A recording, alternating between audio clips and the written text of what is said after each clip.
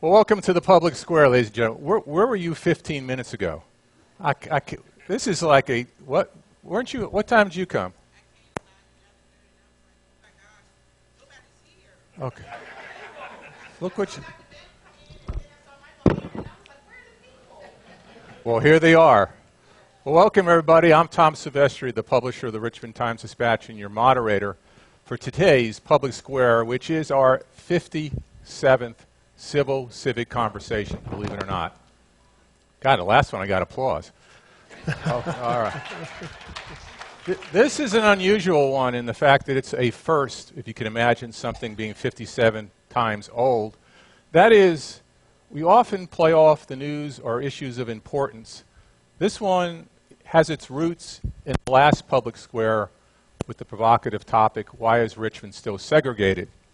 There was a moment during that public square where there was an opportunity to continue the conversation, there was an exchange, and here we are. It was because in that last public square we were talking about housing's impact on segregation. Lots of detail. How many people were here from the last one? Okay, great. So you're back for that continuation. Is exactly what I'm talking about. But during that conversation about housing and maps and the history of Richmond and where we are today, this issue of felonization came up, which is a long word, but it led us to have a title along the lines are we creating too many felons? With us today to answer questions like, does the criminal justice system, through the war on drugs, the thresholds for grand larceny, and other debatable policies, relegate too many people to a life of incarceration and limited opportunities? What are the effects on our schools, our economy, our jails, our public budgets, and our families?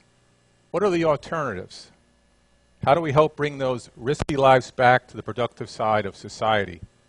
And are Richmond's investments in school children instead being spent on jailing felons when past the crimes to be averted? We have four really interesting perspectives, and I'll introduce them briefly, and then when they talk, they'll add some depth as to why they're here. In no certain order, I'll move to stage left. And we have the Deputy Chief Eric English from the Richmond Police Department is here to talk about it.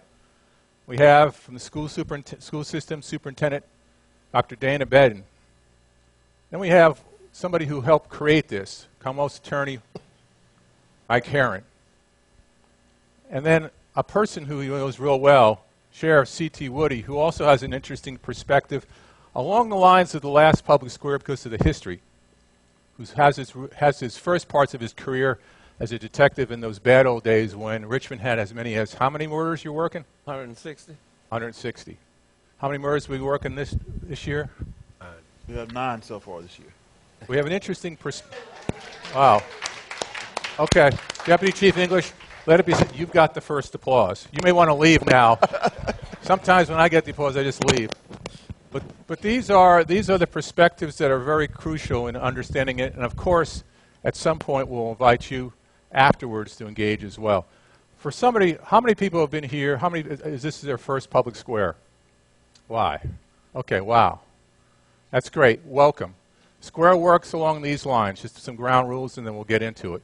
90 minutes, this is the daytime show from noon to 1:30. Some of you may have been here in the past where we've had it at night from 7 to 8:30.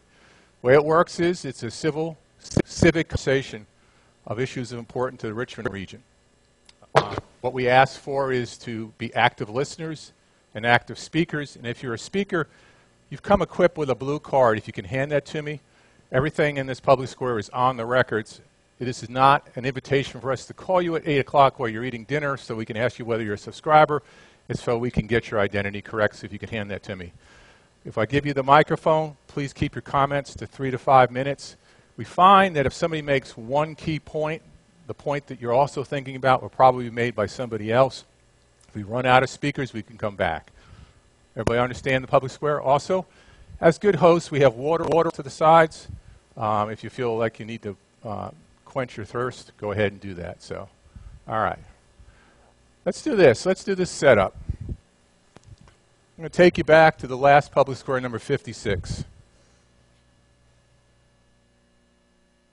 attorney for the city, and so I'm in the business of fighting crime. I like to say I'm in the business of felonization. Mike and I have exchanged emails about that. It's mostly him listening to me exchange emails about that. But, you know, the last time I was watching this fella, Brian, present this data, I have to admit to you, a light bulb goes off. I'm thinking, oh my gosh, where have I seen these images before? And I knew I'd seen them through Heather's presentation, but then it occurred to me I've seen them at Intel meetings with the police department. There are two other slides in your booklet, but that Heather did not show on the big screen. And one is on page 21. The other is on page 23.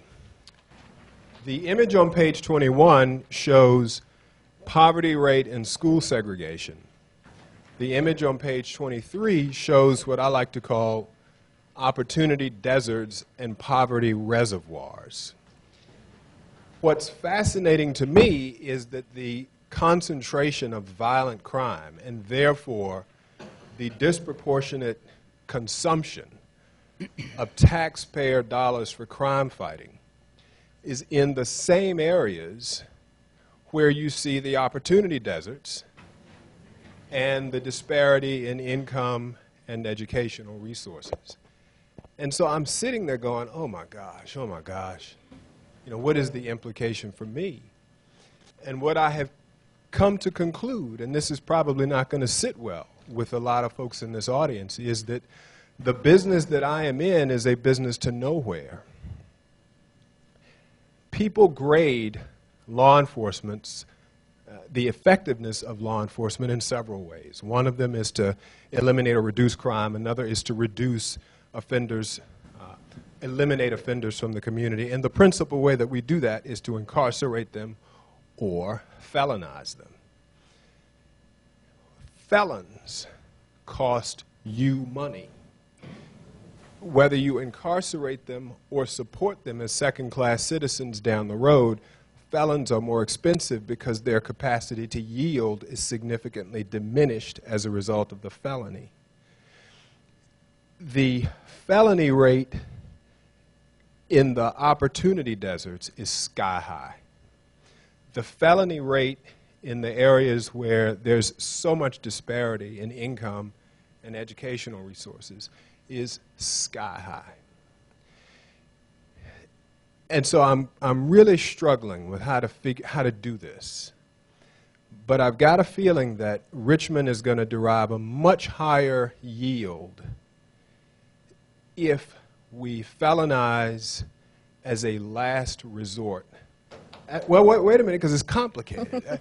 As opposed to letting felonies be the default. And you don't have time for me to go on and on about this, but I don't know how to do it yet because we don't have systemic alternatives to the crime-fighting model that we have in place. Tell you what, you come back, we'll deal with that conversation next. Well, here we are. Back on the right. And in all seriousness, this is the first time this has ever happened, but I think you are talking about a depth and a continuation of a conversation, and the audience is probably right for it. So yes, Mike? Great. Well, you know, I have two observations at the outset. One is, for some reason, I thought this would be underattended, but it's nice to see so many people who find this to be important. Second is, I've been dying, literally dying to have this conversation with you. I hope that you receive it for what it's worth. I don't expect the four of us to necessarily say the same thing. We may not be consistent at all on many points, but I think we are agreed that we are not nearly as effective as we can be. So obviously I'm speaking for myself. I'm an elected official. I'm not speaking for the judges. I'm not speaking for my sheriff, for my police chief, for my school superintendent. And I want to state some things at the beginning that should be obvious to you. I am not proposing that there be open season on crime in Richmond. Offenders should continue to be held accountable. I am also drawing a distinction between persons who commit violent crimes or violent felonies and persons who don't commit violent crimes, violent felonies. Whether you call them benign crimes, nuisance crimes, whatever, these are things that don't result in a harm to a person. The other thing that I did not come here to talk about or to continue, and that was the discussion of his swollen jail census. That is not my message today. It is an important conversation, but we've had it for 2 years. And whereas I thought the conversation on jail overcrowding would lead to this, it didn't. Sheriff Whitty did an outstanding job of marshaling in that new jail, the new Justice Center, and it is state-of-the-art. But therein lies a strange thing to say, right? That we have a state-of-the-art jail, but he's got a safe facility and its population is well managed. What we didn't do was transition to the next important point, which is, are we sending the right people to jail in the first place? We have to back that question up. Are we arresting and prosecuting the right people for the right things? So in my opinion, our criminal justice system is punitive. It's not restorative, despite what we tell ourselves, because we need to feel good about it. We arrest people for crime that has been committed, and that's appropriate. We incarcerate or incapacitate them. But I no longer try to convince myself that when I send someone to a correctional facility, I'm sending them there to be fixed. I think overwhelmingly they are warehoused, despite his best efforts, and he's made radical improvements. It is not geared to fix. It is geared to punish. Do we measure the effectiveness of our criminal justice system by crime rates, or should we look more broadly to its impact on communities and unintended social costs? So what do I mean by that? Let's see if this works.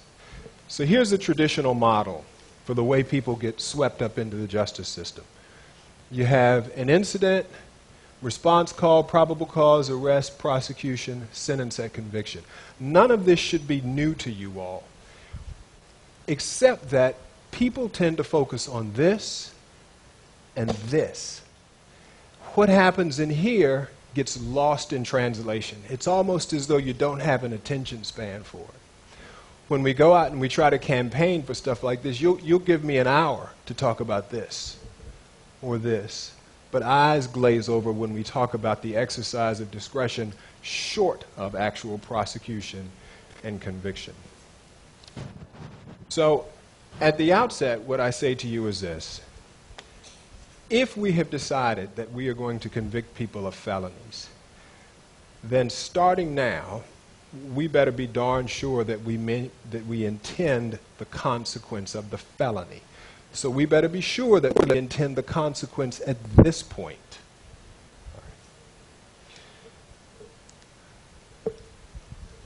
My position is felons are expensive. Here's some quick data that one of my colleagues generated for me. 7.3% has already experienced disenfranchisement. Alienation of offenders draws them away from things that tend to suppress crime rates, right? The more alienated you are from positive influences in society, the more likely you are to reoffend. This was stunning to me, that there's an approximate cost of $60 billion in nationwide gross domestic product associated with conviction and incarceration. So as a former student of economics, that's $60 billion of lost revenue. And then here, a nice shameful point, Virginia ranks second among 50 states in barriers to reentry, getting back onto your feet. And so, I suggest to you that felonies should be a last resort, because when we convict people of felonies, we don't consider these consequences. Voting, credit. How many of you have tried to explain the consequences of a felony to high schoolers? And they aren't getting it until you say, well, if you go to buy a car, the interest rate that you have to pay on your car loan will cause you to pay perhaps hundreds more over the course of a year because of the felony. Or it might impact your ability to own a home. But who would think that it makes sense for someone convicted of a nonviolent felony to be ineligible to drive a commercial vehicle? To sell whiskey? I mean, now there's a value judgment, right? I'm not sure I get the connection, but somewhere along the way we drew that connection. Ineligible to contract with public schools, ineligible to serve as a care provider, teacher certification, certain contractors' licenses, and the point of this is, and this is just a small sampling, once we felonize people, they've got to overcome all of this to live the way you and I expect them to when they come out of his jail. And it doesn't make any sense to me. Now, why is this complicated?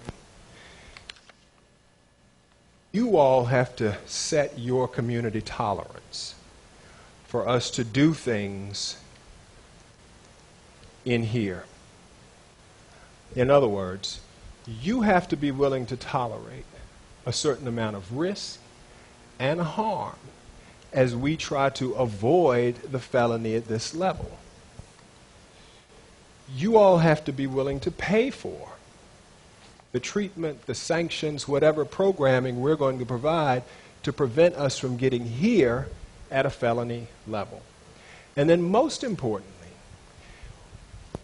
when you are inclined to say, almost inclined to let it perhaps roll off your tongue, why don't you divert them?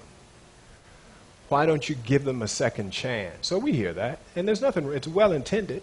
You can't send people back into the communities that you took them for if you haven't addressed the trigger for the behavior, because those same people are going to go back into the community and harm the people that they did in the first place. That's not a good return on your investment, but to me it's patently unfair to the people who live in that already troubled community. And so this is all about a value judgment, right?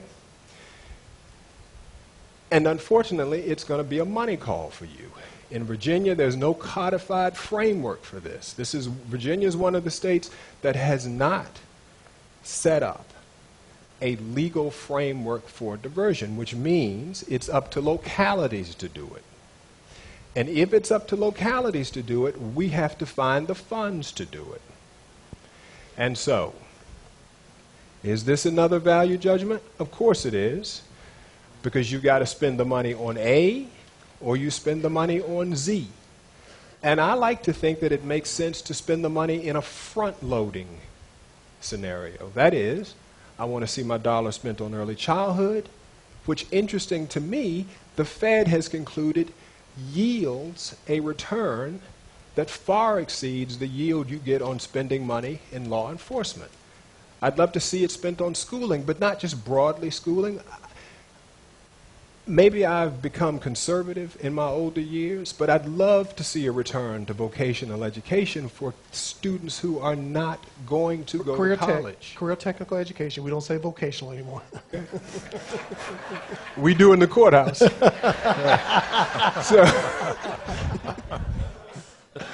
So one other thing that has obviously changed over time is the dearth of Little League. Something as fundamental as that was essential to kids in my neighborhood making it out of my neighborhood. And I don't mean to suggest I grew up in the ghetto, but I didn't, because I didn't. But I also did not grow up in a privileged setting. I now know that. I didn't realize that as a young person. I'd rather spend my dollars there than spend it on costs associated with holding people at Sheriff Woody's jail, than on costs associated with a growing police force or growing prosecutor's office. And no offense, I'd rather spend my money on the front end for kids than I would for re-entering persons, just because it seems to me that your chances of getting a yield are better on a developing person than they are correcting something that has already stacked against you because of legal barriers. Okay, that's the reminder. Silent cell phones. Here's where we tend to get a gasp sometimes. This is how easy it is to be felonized in Virginia. If you steal property valued at more than $200, you are susceptible to a felony prosecution. If you damage property at greater than $1,000, same consequence. Here's a nice one. 3 or more convictions for petty larceny. You are subject to prosecution for a felony. Forgery in various forms, checks, public documents, traffic summonses, And here's the huge kicker: possession of any amount of Schedule 1 or 2 substance, cocaine or heroin. Now, am I proposing that these things should be decriminalized? No. But in the eyes of the law, there is no difference between these felonies and homicide. A felon is a felon is a felon. They all result in the same consequences. And this, this is the amazing one, the so-called war on drugs. Thank gosh that we all seem to agree now that this isn't working. So we've lost because we didn't stop the drug trade. We've spent or are spending billions of dollars. We cast too wide a net. Then someone came up with the brilliant idea to draw distinctions within a drug type, powder and crack. That resulted in a grossly disparate impact in African American communities among dealers. That last point doesn't apply to users. So if you go over to users, this to me reveals our absolute lack of reason here. It is totally backward to think that the way to dry up the demand for the drug market is to felonize and maybe detain an already vulnerable and probably depressed population of users. The felony, to me, increases the likelihood that the user will reuse because of poor life circumstances, and that leads to hopelessness. David Baugh is a defense attorney perhaps known to many of you, and David's never short for a one-liner. And he put it to me this way, that hopeless people breed hopeless children. I'd never thought of that until I began to think about Heather's data. So I remember the home map, and that's what I alluded to in the last presentation. The same overlay of poverty density and opportunity vacuums apply to police maps for crime incidents. But it's particularly troubling because you see the density that Heather alludes to in areas where there's a great concentration of foreclosures, density of poverty, lack of opportunity, all funneling into the same arguably underfunded or under-resourced schools. Those areas happen to be ground zero for historic, systemic, organized discriminatory practices and impediments to wealth creation. A lot of words to say. Policies that we employed 50 years ago, we are feeling the legacies of today in those areas. Here's where it hits home for us. The cycle perpetuates because these same areas suffer the highest concentration of felons and the highest numbers of calls for service. So when you combine felons to high numbers of calls for service, what do you get in the A plus B model? C, more felons. It certainly seems as though the cycle perpetuates itself, and you end up with generational felons. Chief English is going to have to, at some point, concede when people call for the police, they've got to show. They've got to show up and do something. The question is, what? You all, it's on you. It's just not on us. You all are going to have to say, I want you to do something short of convicting some of these people of felonies, and this is what we are willing to tolerate you trying to do. My final slide for you. I thought this was good news. My chief deputy, Chris Bullard, a master at numbers, got some information from the Supreme Court. 5,000 so felony charges last year, 373 reduced, 1,672 felony charges. Let's see. 1,753 defendants convicted or revoked of a felony, right? 1,753 last year. That's a lot. Believe me, that's a lot. Then this morning, Chris came to me and said, I can tell you how many first-time felons we had, right? Because that's really what we're talking about, felony avoidance. And he said 371. And typical for Chris, he smiled, and he didn't tell me why he was smiling, but I think he'd realized or appreciated the implication. 371 is a lot lower than 1,753, right? Except that that means everybody else is a reoffending felon. So, if we were able to break that 1,753 down to nonviolent felons, the question you need to ask, and the question that I need to ask you is, have we set up the nonviolent felons to re-offend and cost us more money? I think the answer is a hands down yes, but mine isn't the only voice in this argument. So before we go to the audience, each of you have been mentioned, if not called out. He obviously either needs your help or would be interested in your perspective to his overview. What is it? Well, My perspective is that 47 years in law enforcement, and I know from my experiences and what I've seen and what's going on now, that we should build bigger schools instead of bigger jails. I also know that we are arresting the wrong people. We are arresting people that are sick, that are addicted to drugs, that are mentally ill, and we need to stop as a society to stop putting bandages on the wound and start treating the causes. And when you start treating the causes up front, we have a lot of programs inside of the Richmond Justice Center. Computers, GED, high school graduate, college courses, and all of that. Things for the mentally ill, but I think that we are being reactive instead of being proactive. And when you are proactive, then our goal should be to keep those that are addicted, those that are mentally ill, those that are not violent offenders, to keep them from coming into the system instead of coming into the system for help. And then it's a reversal when they go back out there. They end up coming back because there's nothing out there for them to do. So we need to take a hard look at who we are arresting.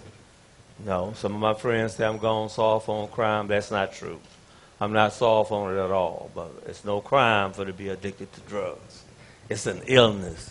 It's a sickness, and you need to treat that. We need more mental health facilities. We need more counseling. We need, for the high school dropouts in Richmond City Justice Center, 18 to 35, no GED, don't know who the fathers are, raised by a mother, a grandmother, or the oldest sister, no discipline, dropouts from school, nowhere to go but to the corner. So I think we're doing it actually backwards. You need to treat the cause and prevent up front. It's cheaper, and the biggest part of it all is that you're helping someone to cure their illness. Well, let me go to Deputy Chief first, and we'll pick it up because there's a natural segue between Commonwealth Attorney Herron said, when you show up, you got to do something. Well, I agree. I agree with Mike. I think there are some. I think we really have to start looking at various crimes. And like Mike said, I think there are certain crimes we realize the violent offenders, people that need to be convicted of felonies. But when you talk about cycles and breaking cycles, you look at it from a standpoint of, I know he had a slide that kind of showed some of the things that you're not allowed to do once you are a felon, or some of the things that the barriers you have to go through. And when you talk about trying to break that barrier, you talk about the difficulty of getting a job. We talk about those things, and you look at the fact that by not having a job, you're just increasing poverty for that family, for that individual, or not being able to get that job. So the cycle continues. And so you're never able to break that because of that one stigma that's on your record. So I think there are things we have to look at. When you look at the felony conviction for something that's $200, I mean, I think those are things we have to take a hard look at and see, is that still applicable? We create laws, but I think a lot of times we don't go back and look and see if the laws that we have on the books now are still conducive to what's going on in today's society. And so I think those are things that we really need to look at. I like the presentation, because again, I wasn't sure exactly what we were going to talk about, but I like the presentation he's presented. I think there are things we really need to take a hard look at to see if there's some changes that need to be made. There are some, I totally agree with Mike, there are some people that, and again, a lot of it's up to what you can live with, a lot of what the public can live with. But there are just some things that's going to continue to cause a cycle in the city of Richmond when you're dealing with poverty and issues such as that. If we continue to put that stigma on individuals as being a convicted felon, that's just the nature of the beast. So I think there's some things we really need to take a hard look at and really have a hard discussion about. Dr. Bedden, do you think you feel the pressure of disrupting the cycle because you're surrounded by law enforcement folk? Well, first of all, I like all these guys. Okay. They take care of me, but actually, I didn't know what to expect. And the Commonwealth attorney teed it up, actually. The information that I was going to share fits like a glove with the information he shared. So oftentimes, as an educator, you come in and people think you're whining when you ask for the resources due to job. And so I'm going to show you some information that says, again, what he just talked about, which is that we are, if not the solution, one of the biggest solutions. So, and I'm going to personalize it too. So, I'm the fourth of 4 boys. I am a product of low-income housing. My mother dropped out in 8th grade, okay? But I have 2 brothers who are lifelong addicts to drugs. And you're right, it doesn't work. I watched them cycle in and out, in and out, in and out, and one of them actually died in jail from a an infected drug needle. And the other is out, but in and out, in and out, in and out because it's an addiction. The one who wasn't a criminal, but served his country, became addicted to his medication when he got injured in the Navy. So 3 of my brothers have had drug issues, 2 illegally, 1 based on medication while serving his country in an accident because he repaired the engines for fighter jets. So good at it that when you go visit the base, the fighter pilots say, I am not flying my jet until Joe said it's clear to go. If Joe said it's not ready, I'm not going up. That's how much they trusted him. But I'm going to give you some, they talk about poverty. It's coming up over and over again. So in 2015, from Health and Human Services, they say for a family of 4, that's the amount of money you make to be declared in poverty. Condition of people who have lack adequate income and wealth. There's absolute and relative poverty. Absolute is the absence of enough money to secure life's necessities. And I would argue that these are the people who sometimes resort to, more than not, criminal activity because they're just trying to survive. So the chief will say, you're going to get some of those, right? Then you got relative. And that's a comparison to economic conditions that exist. So I remember in Augusta, Georgia, sheriff there says when the recession hit, when he met and we talked about issues going on, he said, I got a feeling that our crime rate is going to go up. Economic conditions change. Had more, and inside the school system, my crime rate went up. I had more employees who were stealing stuff and check fraud. I had one of them. Never had an incident in their life, but couldn't survive because of the economic conditions change. It's more than numbers. It's about health. And we know that now that education actually helps improve health care. It reduces health care costs, and an educated person pays much more attention to their health. And they're more knowledgeable. Less informed, less likely to vote. 1 in 4 dropouts equals poor. And it's about opportunities. The opportunity, we didn't talk, I swear. I had no idea. Well, which children are poor? And I took out and I see a lot of our seasoned citizens here. You should see the numbers that go along with our elderly population with poverty that exists. But I focused on the children because that's my main business. So in Richmond, that's 2011. That's probably higher now. 36.2% of the children, or 4,013, poverty. Now the number back in 2011 was $23,000 and something for a family of 4. So poverty line hadn't changed a whole lot. So for all residents, it's 26.4 in 2011. So nationally, it was like back then, I think this report was 2008, 2009, 20% of America's children were in poverty. 46% of them were African American. 40% Latino children, only 17% Caucasian, but 17% is still high. And then your numbers up above with the Richmond. And then it's higher in minority populations and in the South. Now, our district is 80% African American and about 10% Latino. Guess what the likelihood of that demographic fitting Richmond Public Schools? That's us.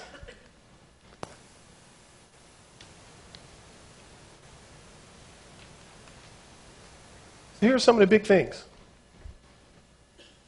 and how it's distributed. And then you talk about who makes the money and where the wealth is in the United States. Now, in 2011, the average income was about $38,000. So we're still, most of our people are down here in the bottom 90% in Richmond.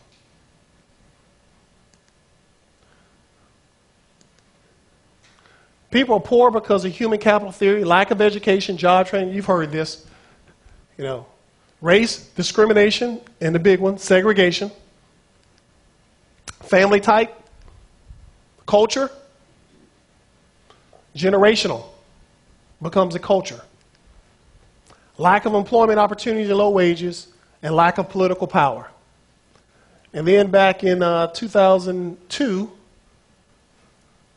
who ends up poor? And while it's 2002, the trend still looks the same, Latino and African Americans, predominantly.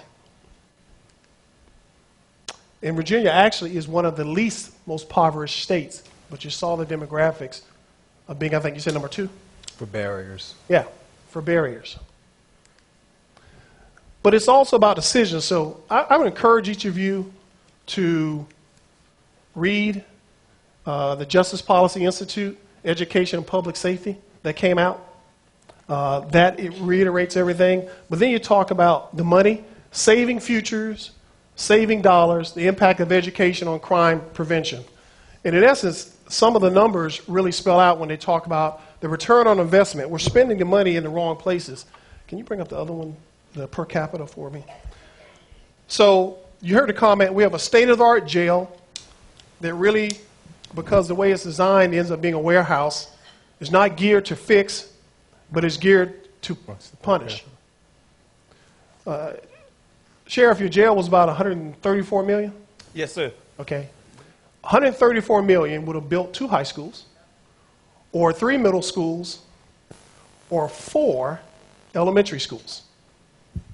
And the design that we have put out says that we will build a high school for 2,000 with an enrollment of about 1,600, middle schools at about 1,500 to hold about 1,000, and this jail is about 1,032, I think, built. But I could have built 3 of them, so I could have served 3,000 kids with a state-of-the-art school. Or 4 elementary schools, and the ones we built now, we're over-enrolled. I'm having to put trailers in Broad Rock now. Trailers only don't do anything but become impediments to property value. And I hate it with a passion.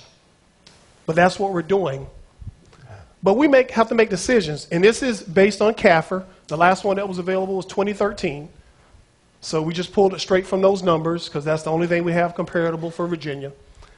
But Virginia has 171 local jurisdictions, 134 cities and counties, 3.1 million reside in the 10 largest, and 5 million reside in the 20 largest. So here are the top 10 largest in their populations back in 13. And then we have what we call peer districts. And a peer is described infrastructure, extent of poverty, diversity, and extent of special circumstances. And then, of course, we include our regional partners. But here's what jumped out at me. So CAFR talks about those areas of spending in government.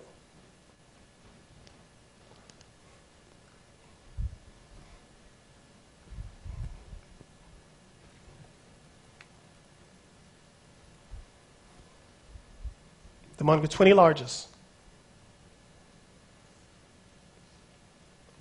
Speaks volumes, doesn't it?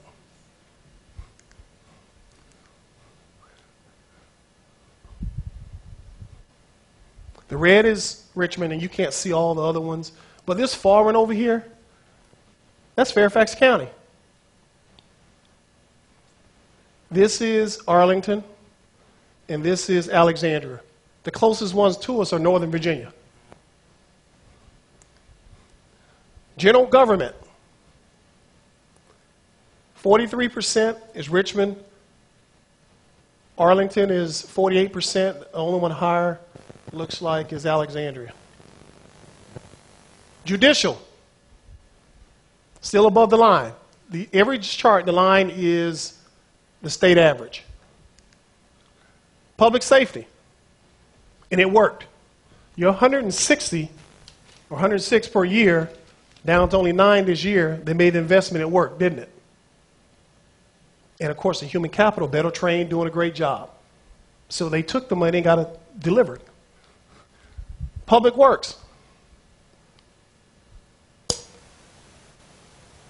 Health and welfare, again, red above the line. Notice anything?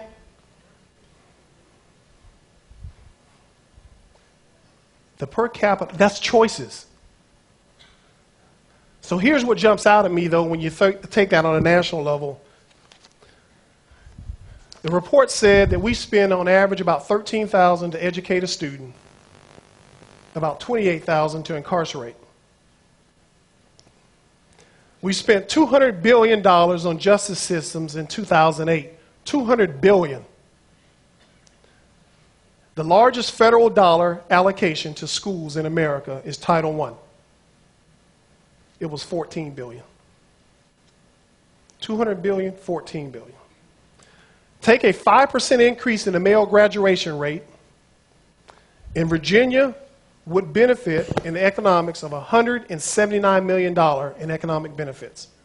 The U.S. would have $7.7 billion, but overall the total savings to the United States by implementing a different model that the Commonwealth Attorney is encouraging us to look at would be $19 billion to the U.S. $19 billion. So I would say that before we get to diversion, let's do a better job with prevention. And I would argue that education is one of the tools to prevention. It is economic development because it creates opportunity for people to get a job. It is also a tool to fight poverty. It helps reduce health care. And it helps, of course, all the research says it, not Dr. Bedden, reduce crime. That's my comments. Okay. So, Can I take those? Aaron, let's check in with you. Are you any less confused or any less in a spirit of wonderment about how to get it done after your reflection and the comments from the panel? Let me tell you what happens to a city like ours when we undertake something like this.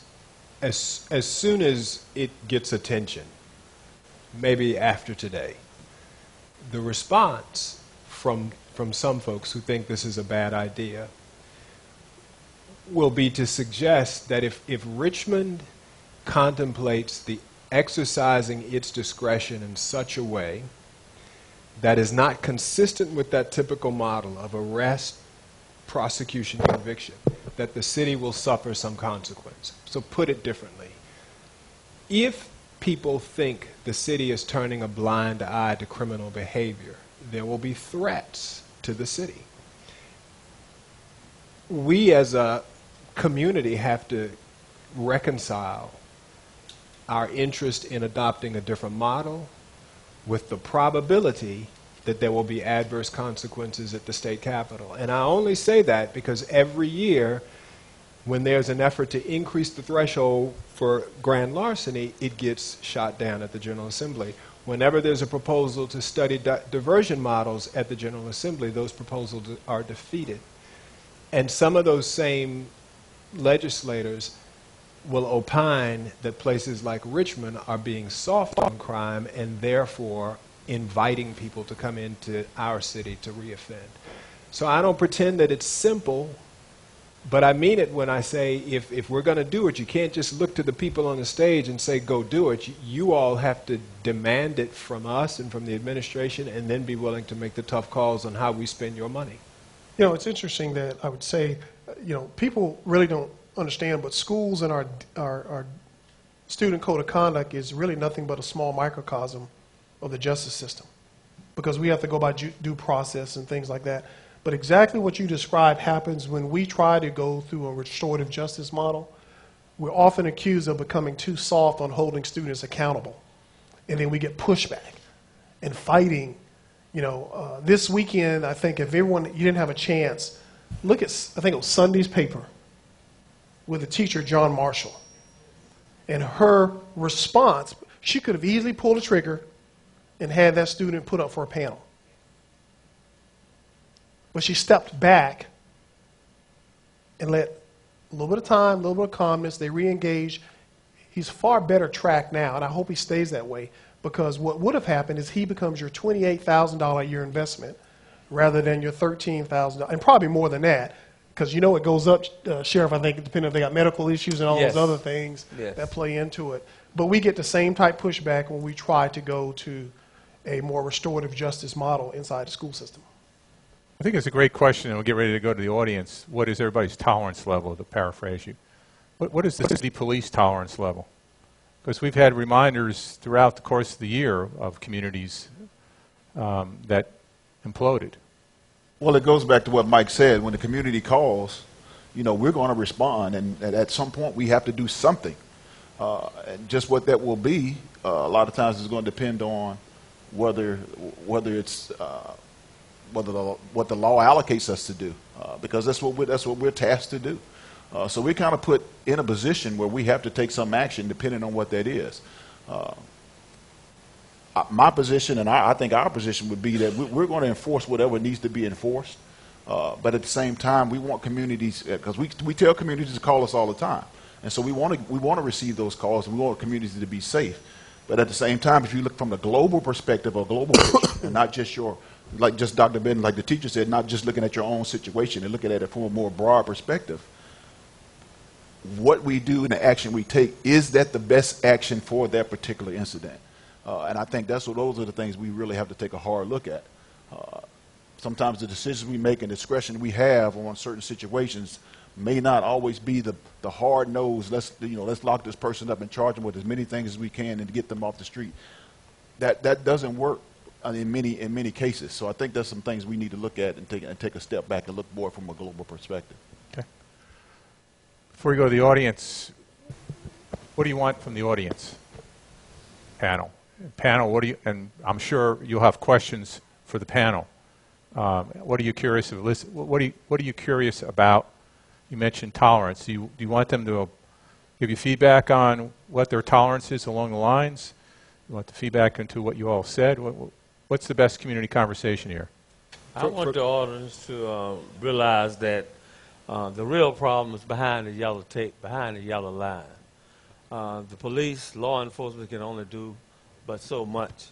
And the main thing that we need to realize is that the community, you are the ones that actually run your community, not the police.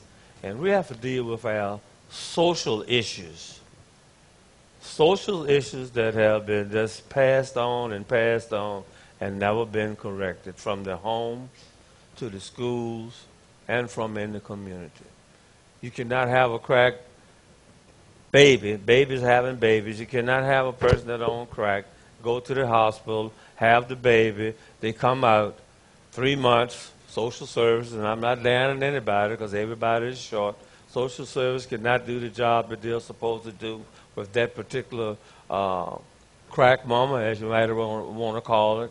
And now, because of the mistreatment, you have a crack mother and you have a crack baby in a continuous cycle. So law enforcement cannot do anything with the social issues that is started from the home or in the schools and with families and with the individuals themselves. So the community has to have that greater awareness about our social issues. It doesn't do any good at all. locking a person in any jail that is mentally ill, regardless of what kind of medical attention you give them. They get worse. They do not get better. They should be in mental health facilities. So you already hit on it.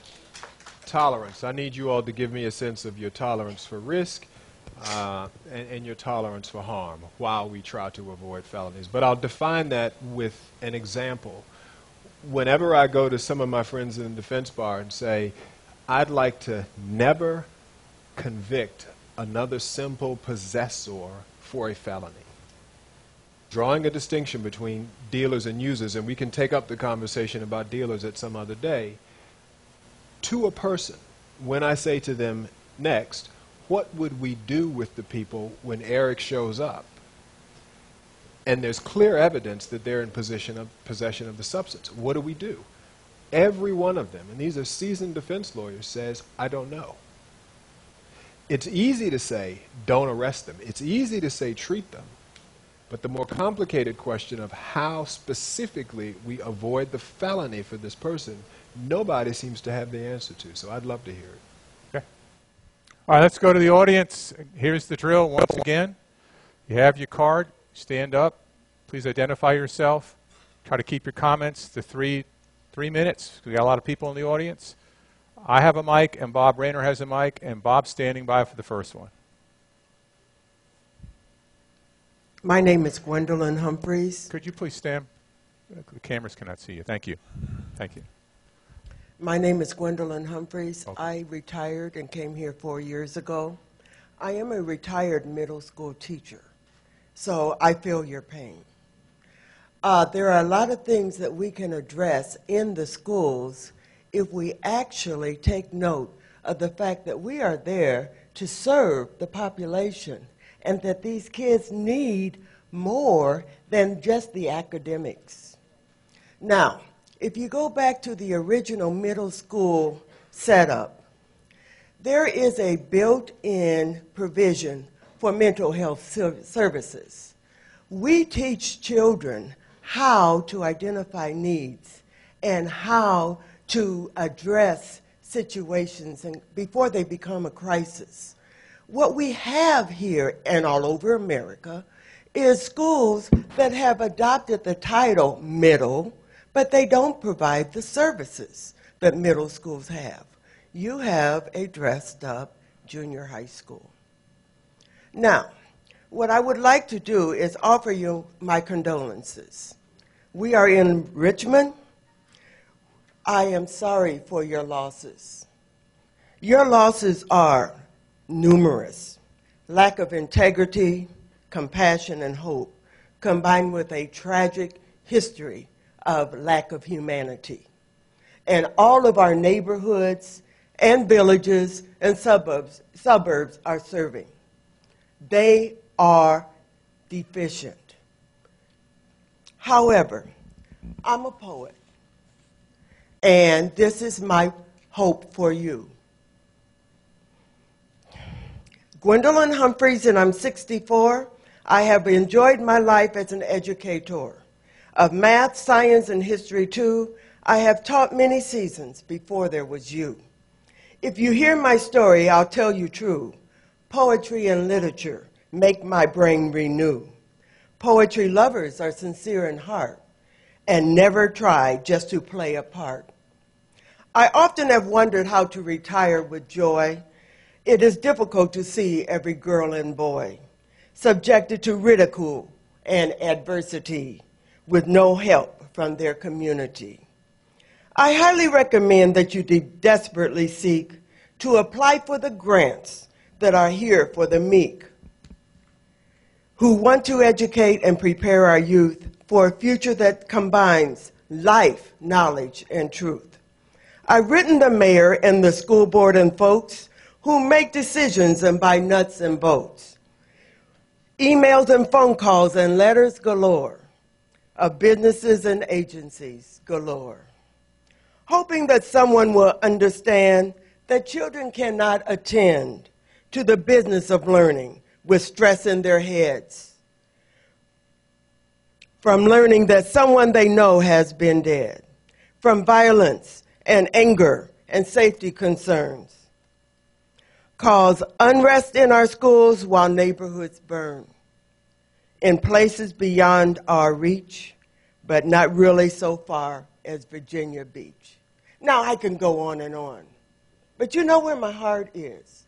We need to incorporate mental health services in all of our schools, but especially at the middle schools, because these children have brains that are not full yet. They don't know how to think and process and plan. Okay. It is our obligation to teach them. Thank you. I could go on. I know. I was worried about the 13th line of the poem, but I do think it backed up your point about the microcosm in the school. Did you see some of that in her poem? Okay. Thank you. I've got the mic. Okay. 3 minutes. Okay. We try to get the first one, the model, 3 minutes, but thank you for starting the square. Right. Thank you. I'm worried you got books in your hand. Yeah. Yeah, I do. My name is Ashby Anderson. I'm actually a graduate of Richmond Public Schools. And from our perspective, what we have is a cultural issue. We have a communication issue, and we have a community issue. Culturally, from an educational standpoint of view, we have a lot of crime because kids are just not taught their culture. Okay, they're not reading the New Negro. They're not reading Miseducation of the Negro. They're not reading poems of Langston Hughes. They're not getting any of their history in their daily education. That's a big problem. Okay, now in terms of that, the school system can't do that alone. But, and I applaud this lady here. She says a lot about trying to communicate and trying to set up a communication network between people in the community and these different agencies. But I myself experienced the same thing. I'll call down and say, hey, my company has gotten $1.1 million worth of scholarships for children to study music and to go to college, okay? But it's very hard to get a dialogue or communication, going on between the public schools or different agencies or city council. They don't know what to do with something like that. They don't know what to do with the solution. We can talk about the problem all day, but what we need to talk about is the solution. These children here need to understand their culture. They need to understand that they have a rich history here. They need to understand that there was a man named St. James Gilpin that owned a shoe store down on 5th and Broad Street. Okay, and that man was successful in 1895, several years after slavery. Okay, they need to understand that, and as soon as kids can get that type of cultural education, okay, they'll be better. Now, my role here in Richmond, I don't speak where I don't put my money, is I educate kids at the Richmond Youth Jazz Guild, which is a company I started, and I show them how to use music, arts, and skill, all right, to take that skill and leverage it and get a college education with that, or have a skill at 18 you can go out and work and make some money. So we need to work on the solution of these things, and I look forward to a dialogue with City Council, Richmond Public Schools, law enforcement, where we can get in front of the problem instead of on this end of it, where we got kids in a very a poor predicament. I, too, have relatives that have been incarcerated for a long time just getting out. They're 45 years old, and it started back then, substance abuse things, same things. But the most important thing is just because you come from like a single-parent home, I came from a single-parent home, doesn't mean that you have to resort to crime. But if you got good education, all of those things can be overcome. So that's my point. Okay, good. Thank you very much. Appreciate it.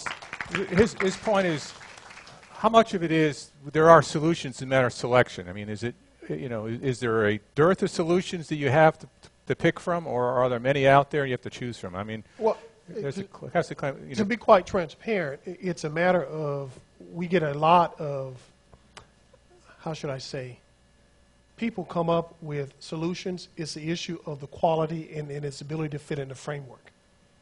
Because one of the things, and she alluded to it a little bit, what we do is also driven by state code.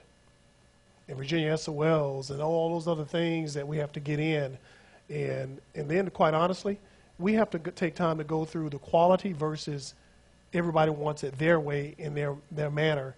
And that's a capacity issue for us. And it becomes a slow turnaround. And we often do miss out on some great opportunities. Right. Good point. Bob, got one?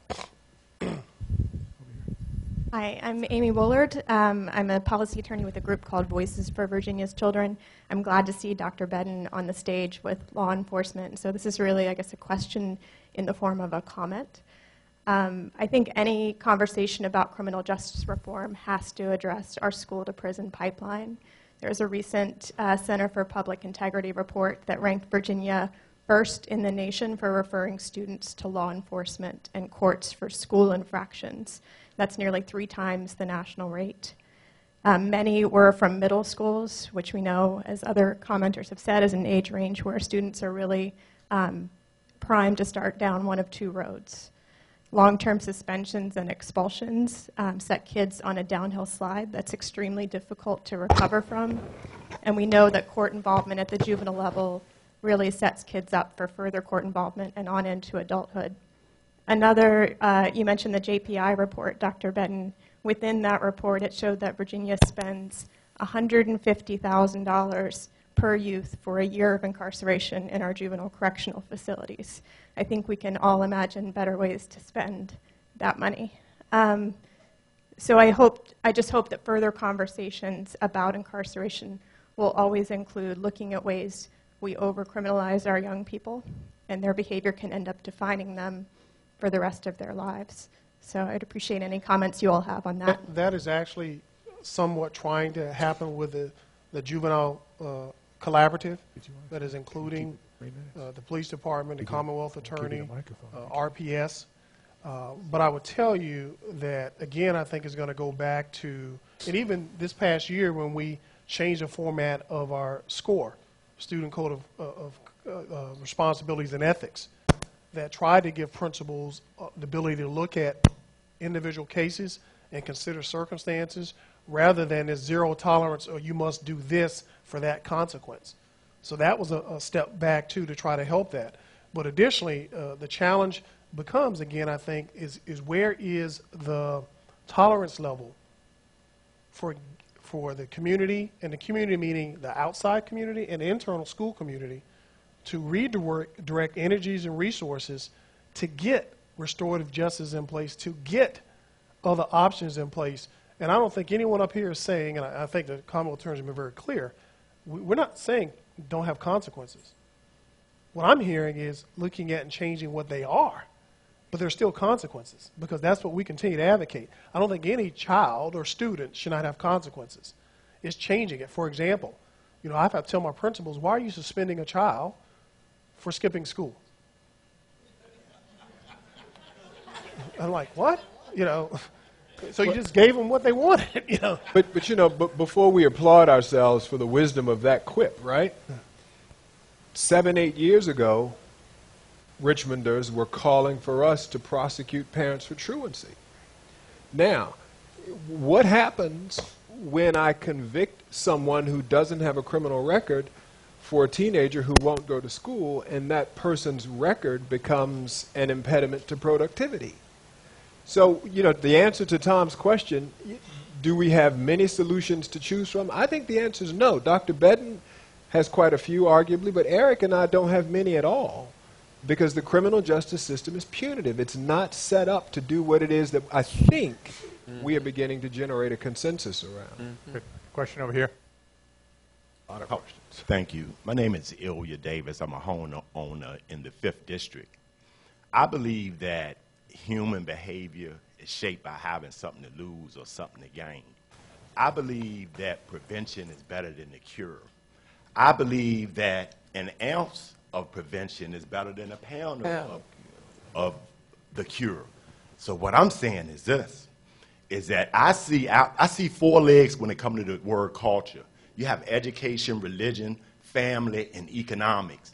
And if any one of those legs are missing, then sit on that 3-legged chair and see what happens. I think we've been misdirected in concentrating on family, blaming them, blaming the young people, blaming rap music, and then just concentrating on the education part of it or the spirituality part of it. But I see our problem as being an economic problem, that African Americans have become a people that spend $1.4 trillion in this economy every year. It circulates our community less than 0.1 time.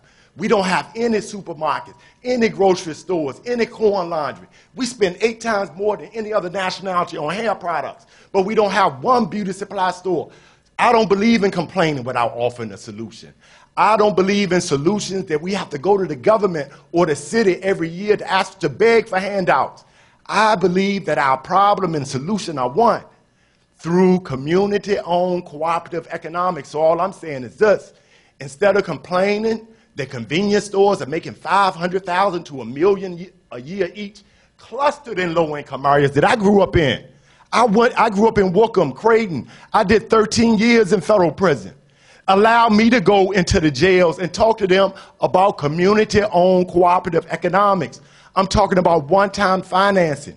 If they're spending their money in tennis shoes, let's come up with the one-time financing for a franchise through Foot Locker. Train them to be the employees, and all of the net profits go back to the community. A car lot, we can go and buy used cars. A community cooperative and training them to run the car lot, and all of the net profits at the end of the year go back to the community. The last thing I'm going to say, this is just a study that I've done of W.E.B. Du Bois, Booker T. Washington, Fannie Lou Hamer. Cooperative economics is the way. That's the problem, and the solution are one. Thank you. All right, thank you. Where's Bob? Okay, you go next. How you doing? My name is Kim Davis. And yeah, I'm related to the other Davis. But I want to say that, first I want to say that... You got to hold the mic up. First I want to say that the topic is just kind of be off because, okay, because no matter what kind of campaigns you come up with, you can't create a felon. A felon is created through the decisions that we make. And I was wondering why we had an opportunity, because I'm a felon, I'm a convicted felon. I did 17 years in prison because I got high. I made a bad decision to use drugs, and I wound up doing 17 years of my life in prison. Your phone may be breaking the mic. Thank you. Now, what I'm going to try to say this in 3 minutes is that the signs were there. Early in my life, the signs were there. The police department, it's in your records. The school, City Hall, I went to City Hall because I had problems, and I reached out for help, and nobody saw those signs. Not long ago, I went to the doors of Mosby School, and I told them that they was about to have some troubles in the school. They didn't listen. The police officer stopped me at the door, but I'm in the community. I deal with children every day, and I can hear and I can understand and I feel their issues and their troubles because I grew up in those bricks, and I grew up in those projects, so I know what they're going through. Those stressors that they deal with every day. And I told them, and they didn't listen. 2 weeks later, they had a problem. I did the same thing. I got a daughter to go to Hermitage, and I did the same thing at Hermitage. And I went in the school and told them that they was about to have a problem. They didn't listen, and they had a big fight in the cafeteria. I tried to get into schools through a program called PLACE, Productive Law-Abiding Citizens, every day, because I made a conscious decision to try to give back, and I didn't ask for any money. I want to go in there and try to help those kids and redirect those kids and turn them around. It's education. A whole lot of us that went to prison and come up in those low houses or low-income housing areas. I'm a student now that has a GPA north of 3.1, and I suffer with anxiety. That's why this happened. So it's not so much that we're not educated. It's what we have to do with the education. I didn't know why it was the politicians said I could get my rights back to vote and run for office. I didn't understand the logic in that until I went dreaming one day, and I rode through Chickahominy and Bluffs, and I saw a sign in the ground said, young for something. Then I got it. Because everybody in here is just a drink away or a decision away from being a felon. So anybody can be in these shoes. Anybody in here can be that. All I'm asking, I can vote, but I couldn't get an apartment. I can't get an apartment because I was a convicted felon. I can't go into schools and try to help the kids, and I'm a nonviolent convicted felon because I'm a felon. You understand what I'm saying? And that in itself is enough to discourage a person and send somebody right back. I sense you have a suggestion. Yeah, my suggestion is stop that. I suggest that Give us an opportunity. Some of us that was convicted felons do want to give back and try to help. We want to do something different with our lives, and you keep shutting the doors, closing the doors on us. And then 7 years, I've been waiting for a chance to do something, and I haven't had the opportunity to do something because they keep shutting the doors in my face, but I refuse to go back to prison. So, you know, and that's because of a decision I made. Right. Any reaction from the panel?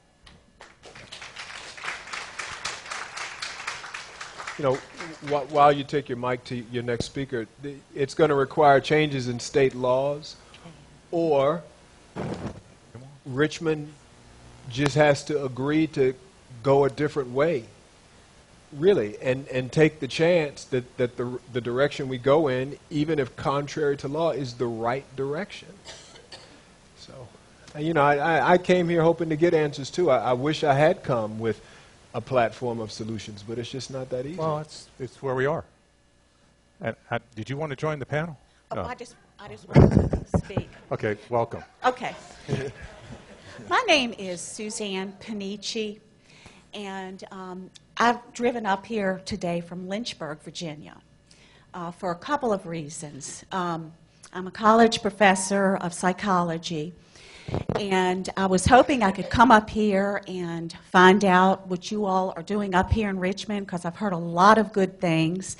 And I want to say that I just am so impressed with this panel, with these public servants that have such forward-thinking ideas on the topic that we're discussing. But I'm going to also personalize this a little bit, and which will inform the audience of why I have come up from Lynchburg. I have a 23-year-old son who several years ago, and in fact I think my story is going to typify probably a little bit about what each of these gentlemen have touched upon. But you got to keep it short. Okay. My son became addicted to prescription drugs that he was on by a medical doctor when he was 19. For 2 years, the doctor had him on a very dangerous cocktail of hydrocodone, Adderall, lorazepam. Then the doctor became concerned because my son was addicted, cut him off. Then my son went, to the street to get drugs. He's finished college. I mean, he hasn't finished. He's got 2 years left. But a year and a half ago, he was trying to get into recovery, get help for his addiction. Plus, he has a lot of very serious mental health problems. And we had taken him to an addiction psychiatrist, and she was treating him with Suboxone and some other meds. And during that time, he was very suicidal. The Vice Squad in our community set my son up 10 times in 2 weeks with small sales of a Vyvanse pill here, a Suboxone strip there, knowing all along that he was suicidal. He has been in Lynchburg at the Lynchburg Adult Detention Center for the past year. He is, as you mentioned, very hopeless. He feels completely hopeless. The judge, he has 10 felonies. And what the kicker is with this, that the Lynchburg judge has allowed my son to be getting out on May the 29th, to be on supervised probation, to get the treatment that he needs. We had his doctor come to court and testify. But he still has 2 more charges in Campbell County because the Vice Squad had my son go. Okay, with full appreciation of the series you're doing, we're trying to figure out some solutions here. Okay. Is your experience is an example of what that can help us figure out what the situation is? I just have a typical example of what is going on in the rest of the state. Well, Yeah. what I find interesting so far with the square is, how do you get to the solutions when people are still processing their own individual examples of what they're seeing as either being injustice, frustration, or a call for wanting to help but they don't know how? I mean, I would imagine we could hear other stories along those lines. Thank you. I tried to, if you remember at the close, one of the things that I think the Commonwealth attorney and everyone here really touched on, and it sounds self-serving, but first of all, I think we need to modernize Richmond public schools. Okay? When I say modernize, and I'm not talking about just the facilities. I mean our academic program also. Sure. In that, for instance, the Commonwealth attorney, teasing him, it's career and technical education. The feds changed the name, but if you went over to RTC right now, we can't compete with Chesterfield's Career and Technical Center. We can't compete with Henrico's. Now, before I got here, I remember the day when all those jurisdictions used to send students to us. We have got to push down our career and technical education program development into a robust center, but also pathways in every school, so that our students, we're providing an academic program that has both accelerated models for those who want to go on and be IB, AP, and all those programs, but also the student who wants to go out and have, for lack of a better term, what we call 2x2 models, and then 2x2x2. And all that means is if we identify a pathway for a student and they're interested in, every student needs to pick a pathway that we're able to say that you will get a career certification upon completion in our school, or be able to sit for it once you become age, because some of them require age requirement that we have to have. That also has to be aligned with our J. Sarge Reynolds and all the others, so that I can roll over and want to get a 2-year degree from it, or then continue. So example, applied engineering and technology in one district I was in. You could go 2 years and get a certificate in high school in one of my districts that I work in. You could go on to the community college and got the associate's degree. But we partnered with Drexel University, and what was a $75,000 a year program was a $35,000 a year program, because then you would roll over into Drexel and get your bachelor's degree. That is part of the solution. I think the solution is we got to flip the model and phase it, because he's absolutely right. You can't just shut off the jail and say, we're not going to do X, Y, and Z. Right. You can't just shut off the consequences, because I give you an example. There are times that we've made other decisions about consequences in the school. But a rule in the school also sometimes is a rule that violates the law. So if we just decide to do a lesser offense rather than engage the police, that does not stop the citizen from calling the chief. If they get called, guess what they got to do?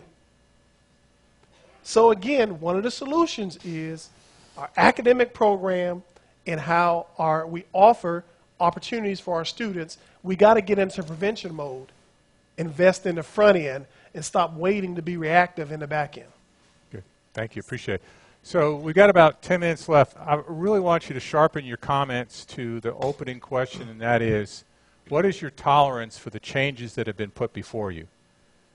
And it's only because we've got about 10 minutes left, and only because we've had a very good sampling of very personal stories. I'm sure we could go on for another 6 hours. We just don't have 6 hours. If we have to continue this conversation further, we'll do that. But as in deference to the panel, what is your tolerance for what they're offering? They're here they've made those comments to hear you out in the back. Thank you so much. My name is Charles Willis, excuse me, Executive Director of Citizens Against Crime. Kudos to the panel. I'm looking around, and as I observe, I just realized that there's one person missing from the panel, and that is our folks from social services. I believe that when we look at the panel, I see where we start with education, which is the key, the way up and the way out. So we have Dr. Bedden sitting there. But once a person violates the law, as they've been talking about, then they wind up in the hands of Chief English, winds up dealing with our Commonwealth attorney, and they go to the Justice Center, and they see C.T. Woody. But the prevention starts from the social department, our social area. Let me give you a prime example.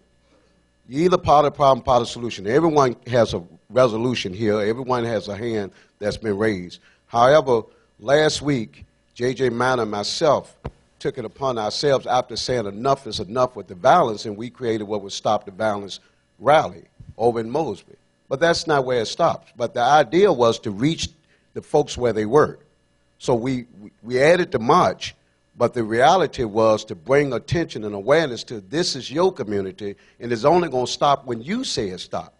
So we started the rally at MLK because the education, Dr. Bedden, I shared with him then, That's our learning system. The schools is the hub of the community. So what better place with a preschool learning center opening up? We wanted the Mosby residents to realize that this is where their education starts. Now, once we got there, one of the things that one of the staff here with Richmond Times-Dispatch interviewed me and asked me, said, well, Mr. Willis, do you really think that's going to stop the violence? And I said, well, I believe that's where we need to start. Number one, we need to start with violence prevention. We need to teach more of that. We need to teach it not only in our schools, but we need to teach it right in the neighborhood. Also, conflict resolution. You're not going to have balance if you got folks understanding how to resolve conflict. So instead of saying to Dr. Bedden in Richmond Public Schools, put more of it, and I've been saying it myself, put more of our violence prevention specialists back in the schools, but I realize now that it needs to start in the neighborhoods. So with all of the resource centers that our mayor had put out and all the resource centers in every public housing area, I have charged Richmond Redevelopment Housing Authority to put violence prevention specialists teaching not only the young folks, but also coaching and training the adults in the neighborhood how to resolve to conflict. Then you would never see those four gentlemen up there because you have now engaged in conflict resolution before it becomes violent. Here's a solution. Well, here, I don't know how much of a solution as much as it is an ultimatum. As encouraged as I am that you all seem to accept our positions on this, I leaned over to CT just now and I said, ultimately, we're just going to have to do what we think's right because nobody knows. And you all have to, you know, I see John Bridges shaking his head. When John Bridges decides not to arrest her son for buying drugs in your neighborhood, then you got to give him the benefit of the doubt for that decision. Because when we ask, I think we agree, right? There are no easy answers to this. And so for me, one solution will be, if I can do this, I don't want to felonize anybody else in the city for possession. So don't clap yet. Clap next year if we see the outcome that we want. But if we don't see the outcome that we want, then don't rain down on his head because he tried something radically different. That's the point. Thank you very much. My name's Curtis Kolodny, and I'm from Baltimore. I came down today actually to advocate for the recovery community and specifically for the McShin Foundation. Couple of things. Well, McShin has advocated a lot of times at the public square, I might add. So if Right. you have a question for the panel, please do. Actually, I want to address what you were talking about for suggestions. I'm from Connecticut. I went through the pardons process. I was turned down. I reapplied. I went through it again. I'm a person in long-term recovery. I don't use drugs or alcohol today. I'm a contributing member of society. I went through the pardons process, and that opened up doors for me to get a job, to get housing, to be able to vote so I can make decisions. And I certainly agree with the issue of starting with education.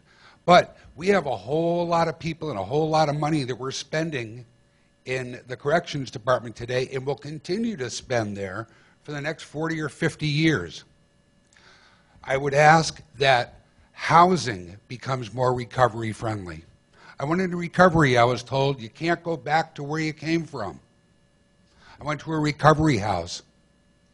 I wanted to leave that recovery house, but I wasn't able to get public housing, first because of my record, and I didn't qualify for being homeless.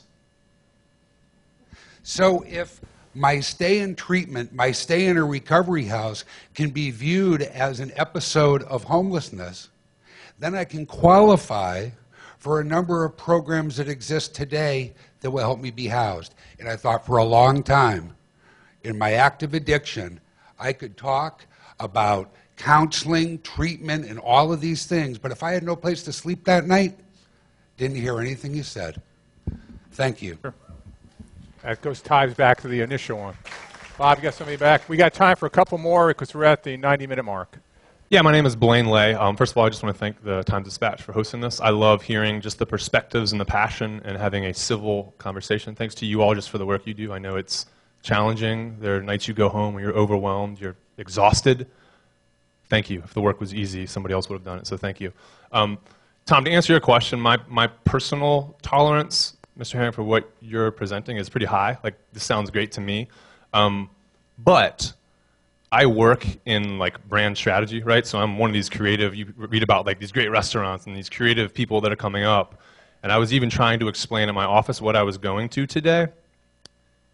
There are some people that are not in this room that didn't come down here at noon on a Monday, that are not informed.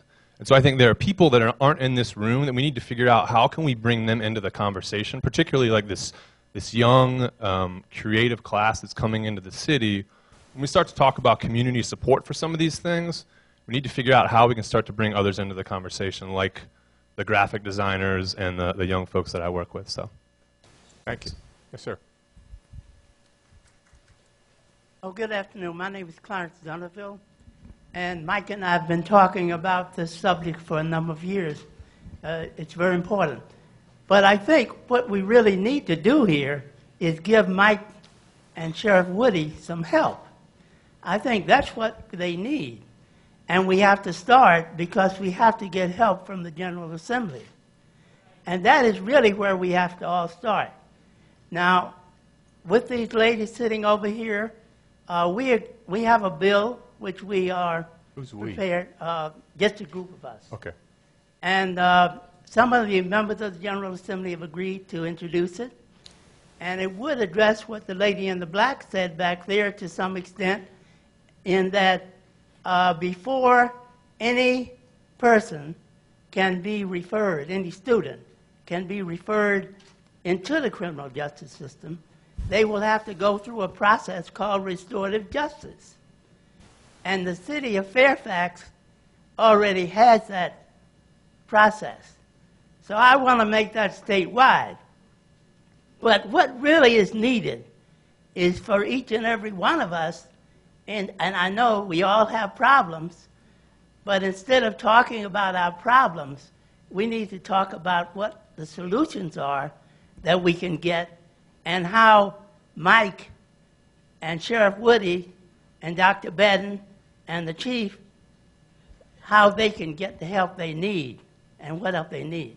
Now, I have one or two suggestions.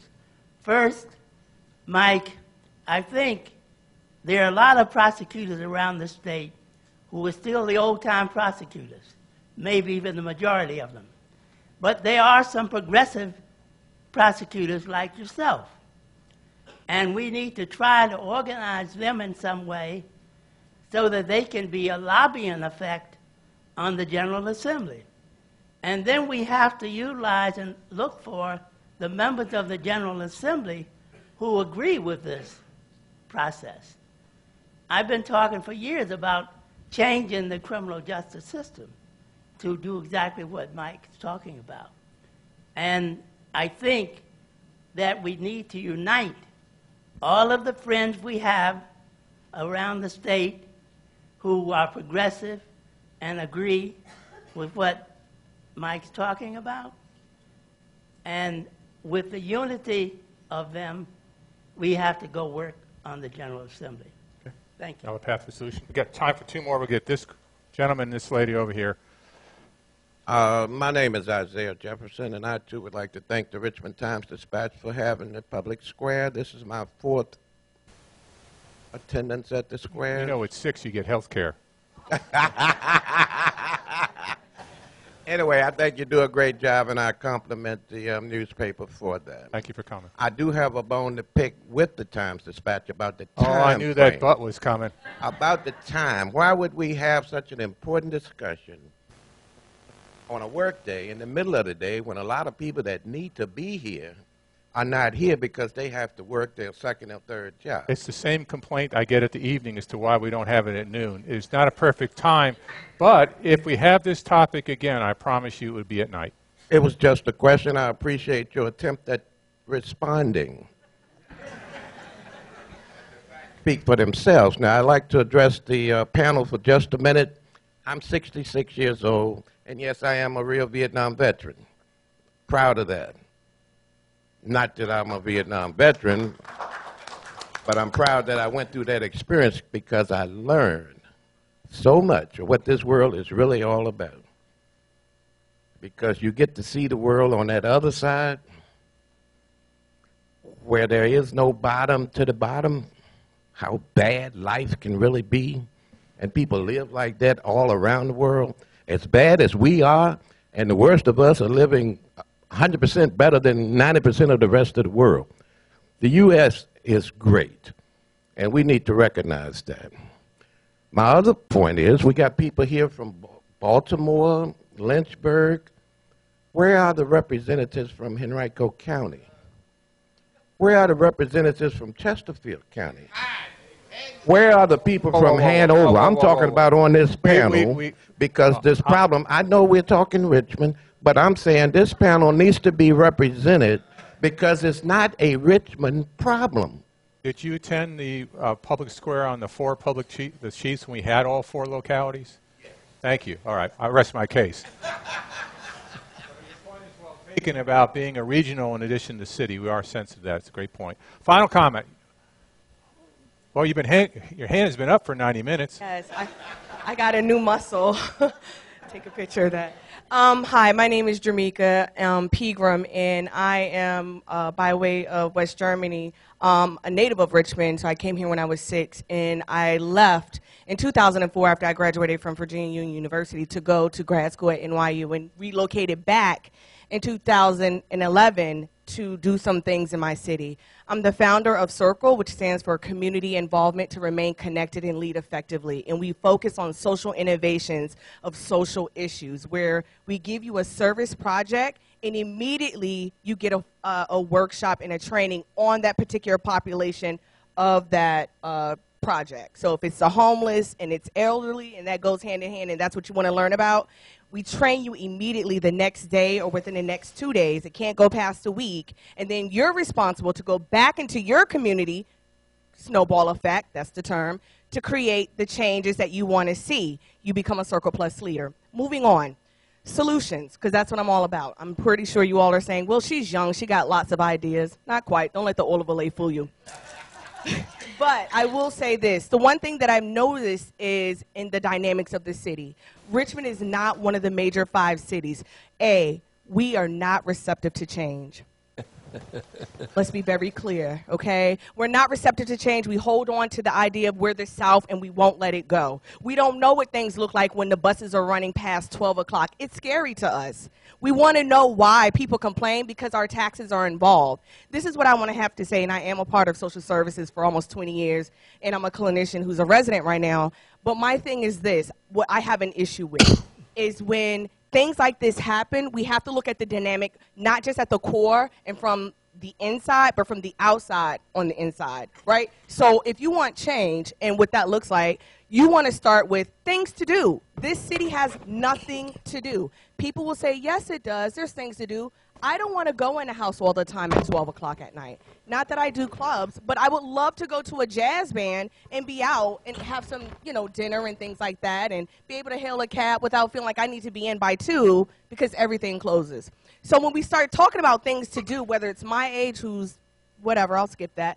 But when we start talking about things to do, we have to look at all the populations involved, right? And so there has to be more things to do, but more so, people in these communities have to be receptive to knowing how to find things to do. The resources are so scattered, people don't know where to look. Everyone does not have email. Everyone does not have internet. Some people don't even know how to use it, and they do have it. So my thing is this, when I look at the overlap of some of the things and I start speaking about change, I want to say something, Sheriff Woody. The correct term is substance abuser, not crack babies, crack mothers, things like that. It's offensive. I just want to say that it is. Yeah, and see, this is what I'm saying right now. You're not even considering what I'm saying as change. That's what has happened from the dynamic of the era that you've come from, and I understand that until now, it is substance abuser. So we have to look at that, and when we start talking about change and having this conversation and what it looks like, how can we have people to have a conversation about things that need to happen, and then they're steadily perpetuating the same things that are stigmatizing people? Right. That's hurtful. Okay. Thank you for that. No change, no progress. So we're at the wrap-up. Now, to be transparent with you, Mr. Herron, I'm where you were at the end of the first one. I'm wondering what the next steps are. Now, did you get a better sense as to what you're direct, or are you back on your earlier comment about we just need to move forward and make the best leadership decisions in trying to improve the situation? Closing comment. I think we have to do that, just make a leadership decision and go for it. But I also think that this conversation will hopefully be the first of many. I think this is a great turnout, but I want to make sure we're not preaching in an echo chamber. We need to have an exchange where some people challenge this view, and then out of that tension will probably come a viable solution. The other place I think we need to have this conversation is down at council chambers. Woody and the chief and Dr. Bedden and I and folks from other agencies need to stand up and be able to advocate for stuff like this and not be concerned about impact on resources. Any other closing comments, panel, before we conclude? Panel is speechless from y'all's comments. It's been an amazing conversations these last two public squares. These are two tough issues, and the community is trying to resolve them. But as I said earlier, there are a lot of personal angles to this, all of them very, very important, very, very deep, and very, very interesting, that also make up a community like ours. So where there are some absolutes about what Richmond isn't, I think these last two conversations are about what Richmond will be and can be through everybody's help. Thanks very much for coming to this public square. See you next time.